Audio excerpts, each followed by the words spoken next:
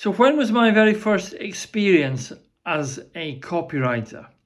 So this is Alan Forrest Smith, the accidental copywriter.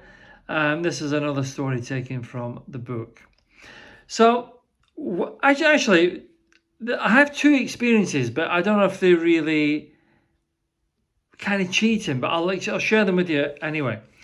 I began writing, actually pen to paper, writing words when I had a punk band, which was in the late 70s, when I was a young, snotty, punky teenager.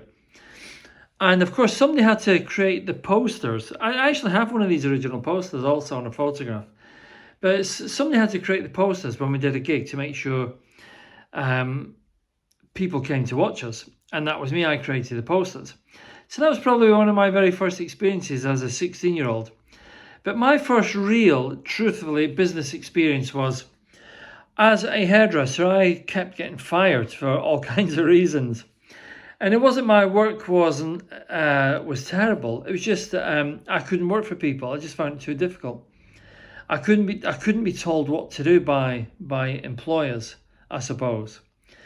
So in 1985 was the very last time I had a job. And I walked out of a job again, and I thought, oh no, I've just bought a house also, and I need to pay the mortgage. And the mortgage was an insane, something like £150 a month at the time. But I didn't have any money. So I decided to put an advert in the paper to just say, this is Alan, I've now left such and such a salon. You can phone me here, leave a message, and I will blah, blah, blah. So it wasn't direct response, it wasn't anything like that. But looking back, it was kind of direct response because, first of all, I was reminding them who I was. I was creating a headline, hairdresser Alan Forrest Smith here. I was telling them a little bit about myself. I was telling them I was now mobile. I was creating an offer, which was, I will come to your house, I will bring everything, blah, blah, blah. And there was a call to action, which was pick up the phone and call me. Now, I didn't know that it was copy. I didn't know it was an advert. But really, that was probably one of the early seeds that was planted in my mind, because actually when I ran the advert, because remember, there's no mobile phones. When I ran the advert at the time, when I came home, my parents' answer service at home, voicemail at home, was completely packed. If you remember, it was on a cassette tape, so you had to wipe the tape clean. But we ran out of tape. So suddenly I went from this unemployed hairdresser to a hairdresser that was completely booked up for the next week.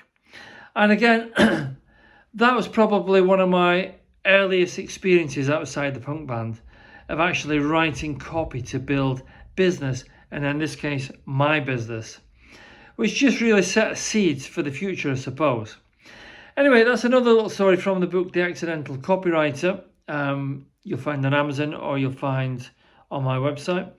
Or of course, if you want to become a copywriter, my acclaimed 5-star program, Copywriting Mentor, is bespoke entirely for you and no one else.